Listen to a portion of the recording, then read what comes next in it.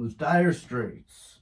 And this is chapter 17 of It's a Mistake.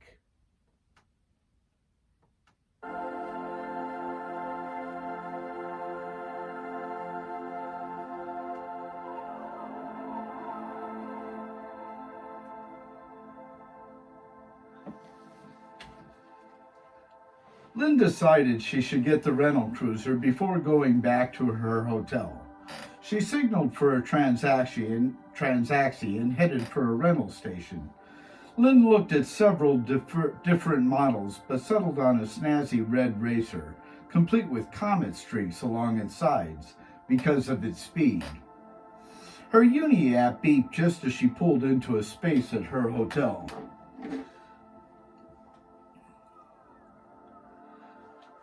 Gofar's rental clerk told her she had left the contract on his countertop. She'd need to return the cruiser on Mako, so had to go all the way back. By the time she arrived back at her hotel, it was 11. Lynn pulled out her Uni app and selected Tom's name. After 5 beeps, she closed the lid and wondered where he was. It was late after all, and he couldn't have made it to Mako unless... Hey, she thought, why 3 rotations? Why not simply fold space? She determined to find out when finding him. In the meantime, she lied down on the bed and fell into a short, restless sleep. 3 hours later, she woke up and tried his number again. After another 5 worrisome beeps, she disconnected. She slept 2 more hours before trying again. Still no response. Lynn's fears deepened. She looked at the clock and decided she'd slept long enough. Quickly packing the few things she had brought, Lynn paid the bill and got moving. Once free of Kalam's atmosphere, she set cruise control and sensors. Not wanting a repeat of Tom's power grid problem inspired her to select moderate range. While stopping might result in meeting a guy who could answer his Uni app, she first needed to find out if Tom was dead. If not, she would kill him. She thought of simply jumping to Mako, but was afraid of missing his cruiser if he were stranded along the way. Lynn stayed awake for as long as she could manage, but found herself falling off the chair after 55 LMs. Closing her eyes felt good, but brought no rest. She tried to calm herself by putting on music. There were several pre-installed lists, and she chose one of galactic composers. These were artists who created music from space's background noise. It was greatly imaginative stuff, but boring enough to make a dead man get up and commit suicide. Her head soon began nodding and fell asleep before the third song began. Tom sat in a circular white container. It was slightly shorter than him, allowing Tom to see over the top, but wide enough for him to sit down. There was something printed along the container's side, but Lynn couldn't make it out. Tom drifted into a placid swamp, past old cabins with even older residents grinning at him from decrepit porches, as if he were litter. How the current moved his container along was anyone's guess, since the air was still as a Shalimar sea clam. Some of the residents plucked at strings on instruments with round white bellies while harmonizing about bayou life. Apparently, they very much enjoyed it. Tom did not. He frantically called for help, but they kept singing and staring. Tom began cursing them, trying to move his container faster, but couldn't escape their vacant eyes. Then his cup drifted into a cave and suddenly fell into a new land. Hundreds of children from every planet inhabited this land. They all sang while involved in some sort of activity, splashing in sparkling pools of water, exploring caverns with teeth-like spikes growing from roof and floor. Eureka didn't have caves, so Lynn had no idea these were normal. Bouncing on large fluffy beds, kicking a black and white ball over a flat field of deep green grass. Soccer is the only sport played throughout the galaxy. Or some other such nonsense. Some were on icy mountain tops and others on wet, mossy forests. In any event, they were digging the snow and the rain and the bright sunshine. Every kid sang the same song, though it wasn't Dragging the Line by Tommy James and the Shondells. It had one verse and a chorus. When the chorus ended, they started over again. Nothing made them stop. Even two kids perilously hanging from a branch, growing several feet below a cliff's ledge, kept happily singing, and not a single adult existed to yell, "Shut up!" They all seemed to really like this inane tune that extolled the galaxy as a great place to live.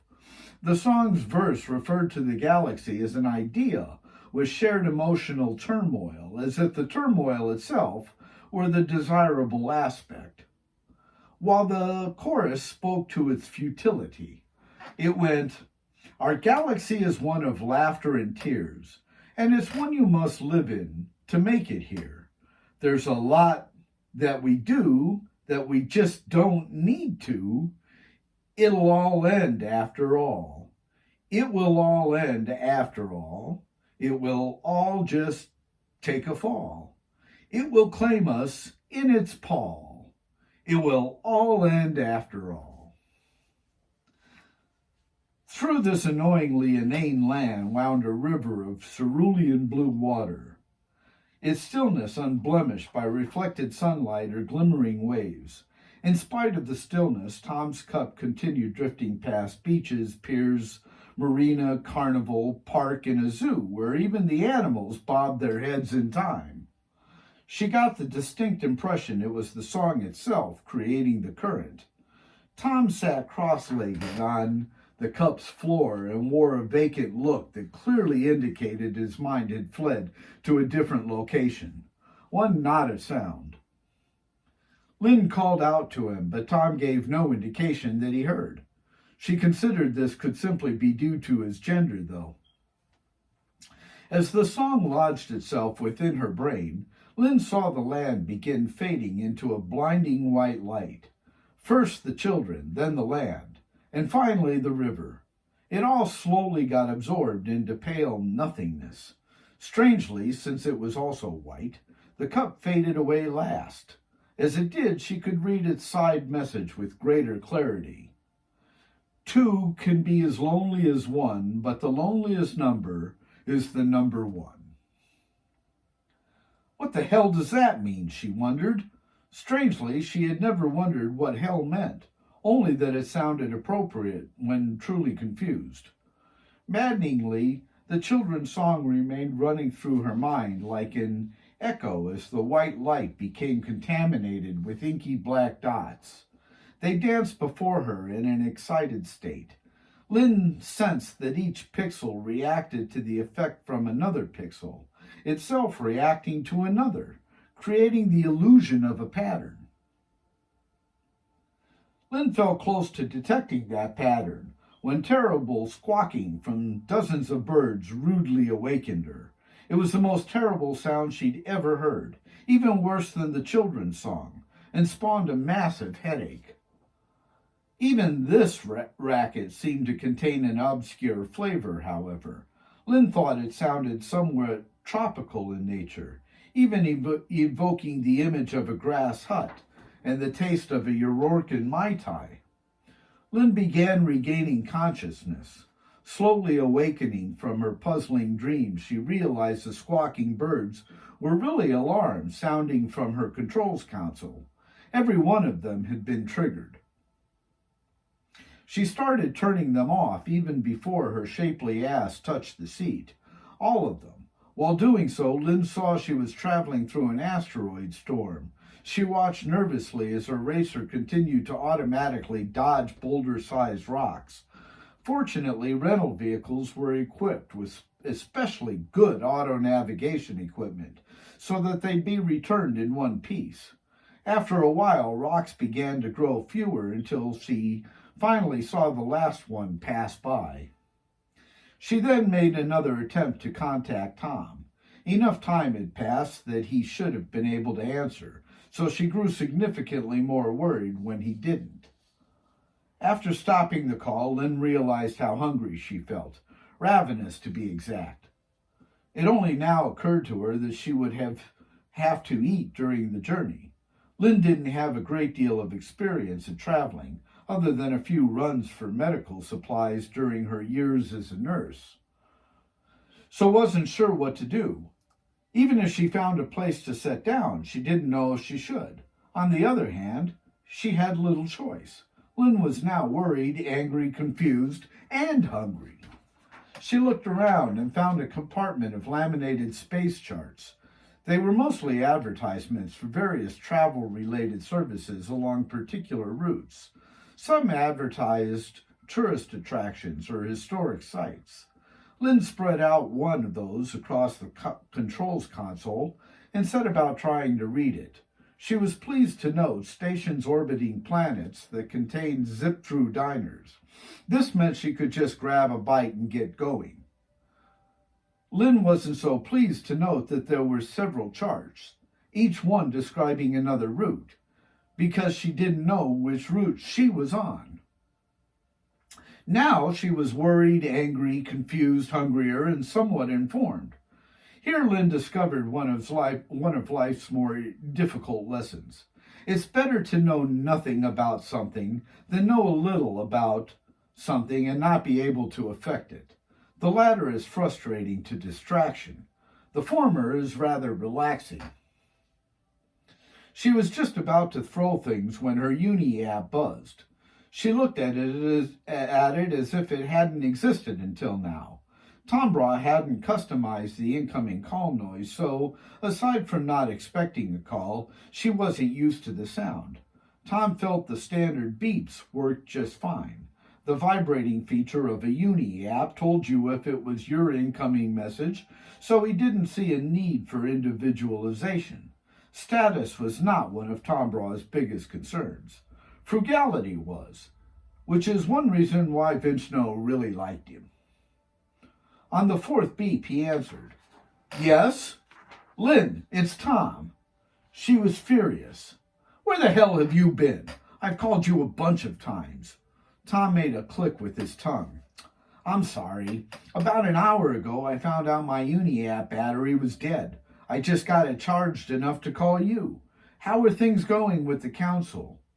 Lynn turned angrier over his interest for work instead of her.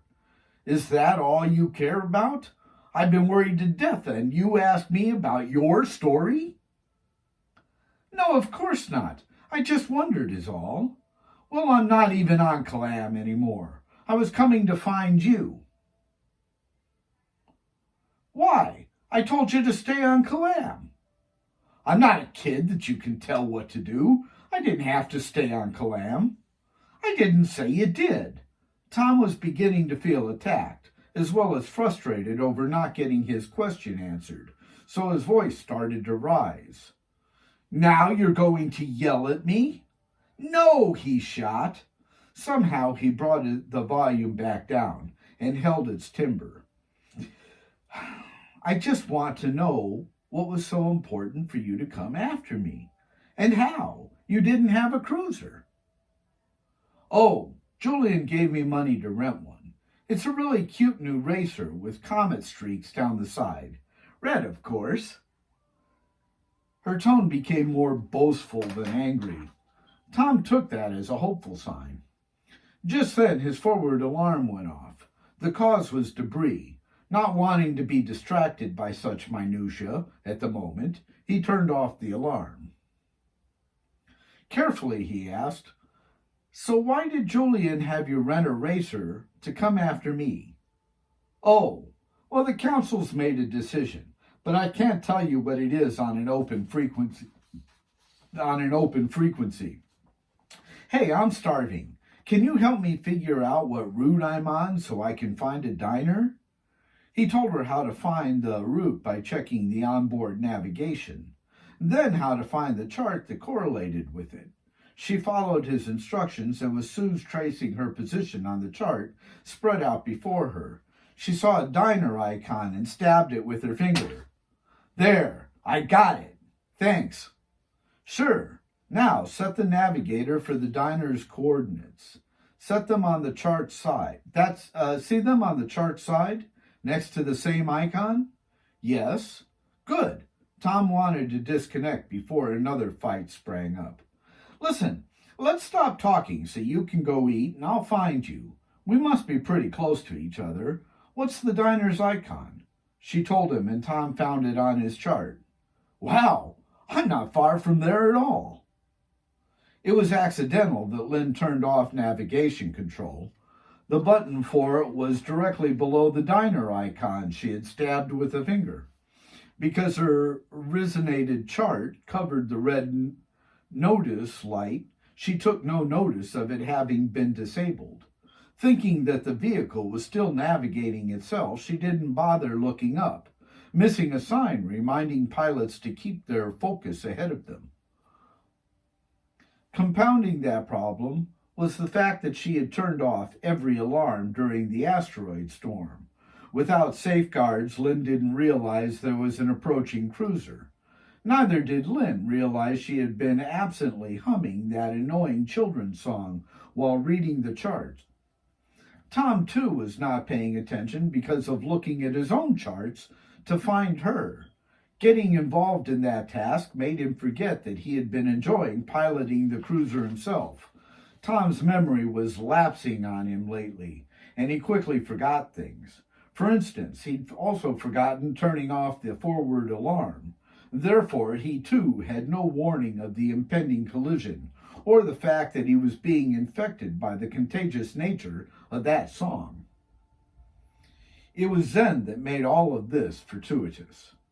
Some time ago, the Galactic Council became concerned about large numbers of deaths occurring from accidents resulting in bone-jarring spins. To stop this lost tax revenue, they mandated air jets on every vehicle that, during a collision, would fire in opposition to the spin, thereby stabilizing the vehicle. That would make it more likely to even out a vehicle in danger of spinning. The Galactic Meandering Corporation didn't like the mandate because it added cost to every vehicle they produced, like the family-oriented supply passenger vehicles or their very popular racers, and made a number of formal objections. After many more deaths occurred while those objections were being made, they were summarily rejected. The Meandering Corporation finally complied with the ruling. Lynn happened to have rented the first model with air jets. So it was with complete shock but safety that Lynn was violently pitched sideways onto the passenger seat. The laminated chart slid from the control board to land on top of her. She screamed as the racer listed seriously to one side before reaching an apex and returning upon itself. It swung pendulously like this until stabilizing only slightly off-center. Lynn slowly rose in a complete state of dismay. It took her several moments to realize she had hit another vehicle. If the strike had been head-on, both would probably have died. She tentatively turned the racer, which surprisingly still obeyed her command. As the other vehicle came into view, her jaw dropped in disbelief. Tom's cruiser listed before her, its front right side blunted and mangled. Their vehicles had smacked together at the side panel, hers toward the lower end, and pushed away. As accidents go, they were both lucky since neither had been seriously hurt. Tom Braw's initial reaction was concern for the other pilot's physical health.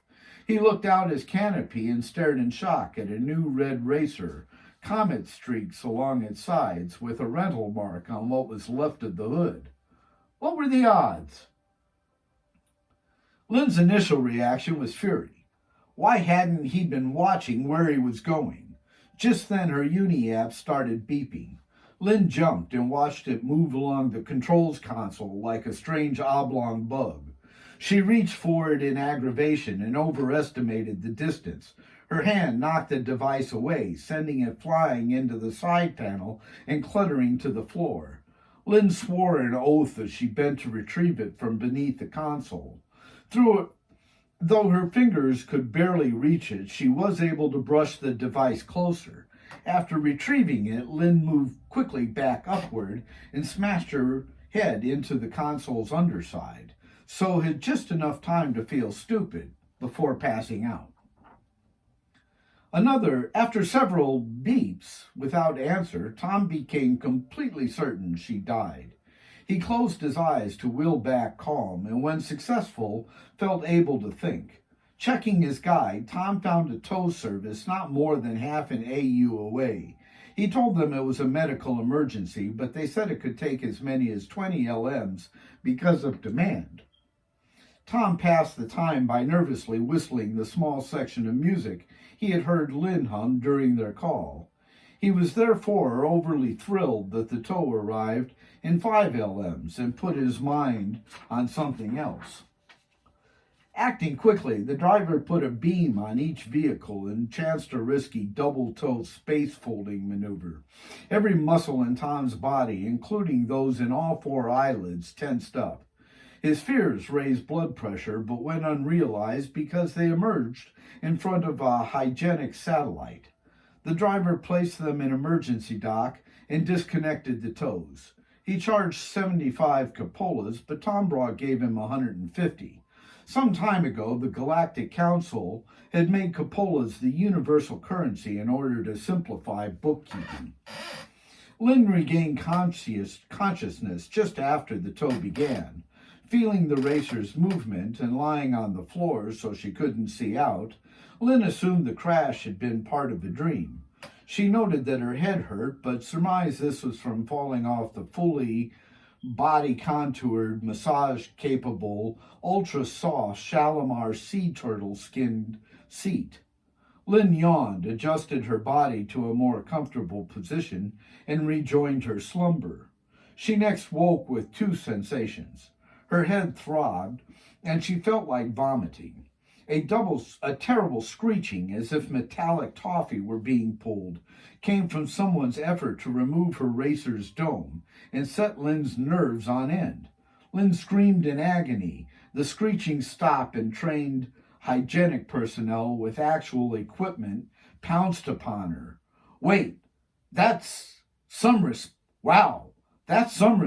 time, she thought. As a nurse, she was deeply impressed. Her next thought was to wonder where they came from. Her last thought, before succumbing to anesthesia and transported to surgery by levitation beams, was that the accident may not have been a dream after all. Thank you. We'll see you in Chapter 18.